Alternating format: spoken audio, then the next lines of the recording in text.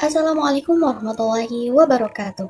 Kami dari kelompok 7 dengan dosen mata kuliah Ibu Ida Faridah Laili MPD dan narasumber kami Ibu Rizka Rianawati SPD, yaitu guru kelas 2 di SDN Kalikola Cirebon. Izinkan kami kelompok 7 mata kuliah keterampilan bahasa akan menjelaskan hasil wawancara dan diskusi kami tentang keterampilan menulis di kelas rendah. Kami dari kelompok 7 yang beranggotakan saya, Indah Nur Fadila, Kiki Nailul Hidayah, Ahmad Yusuf, dan Yonis Febrianti. Bagaimana sih tahap perkembangan menulis anak, terutama di kelas rendah? Yuk kita bahas. Jadi pertama-tama anak-anak diajarkan menulis huruf terlebih dahulu. Anak-anak mulai belajar bagaimana cara menulis huruf yang benar. Dari arah goresan yang tepat sampai menjadi huruf yang rapi.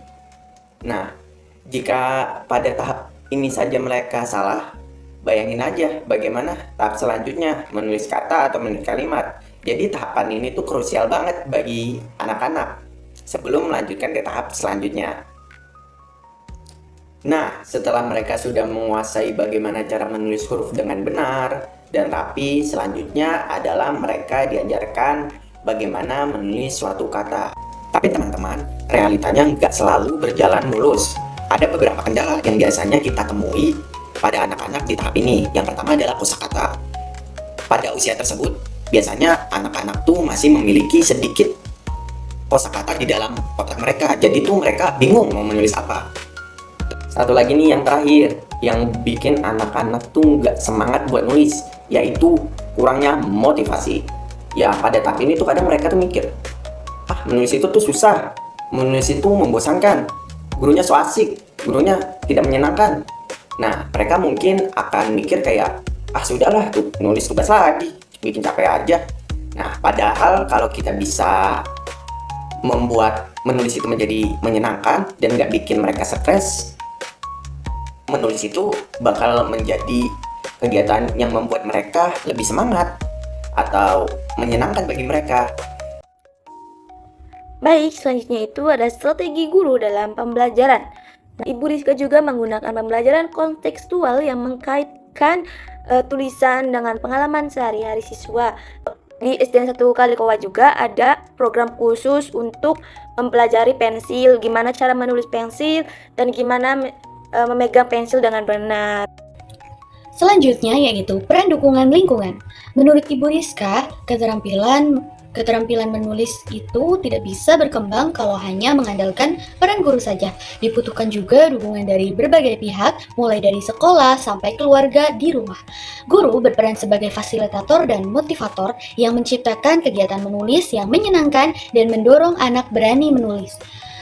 Sekolah juga bisa mendukung program literasi seperti pojok baca, lomba menulis sederhana, dan kegiatan menulis harian.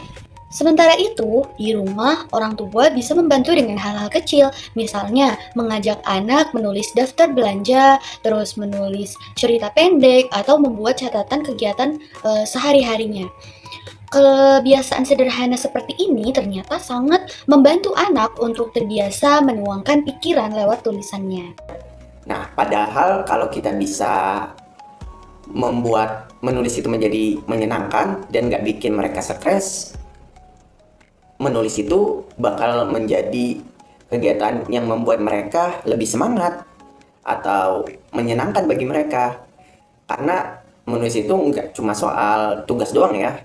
Menulis itu bisa menjadi cara mereka mengekspresikan diri mereka dalam bentuk tulisan. Baik, kesimpulan pada pembahasan kali ini dari hasil wawancara dengan Ibu Rizka Rianawati, bisa kita simpulkan bahwa kemampuan menulis pada anak kelas rendah berkembang secara bertahap dengan butuh lingkungan dan latihan yang terus-menerus. Anak perlu waktu dan bimbingan agar terbiasa menulis dengan baik. Dukungan dari sekolah, guru, orang tua menjadi kunci utama bagi proses-proses mereka.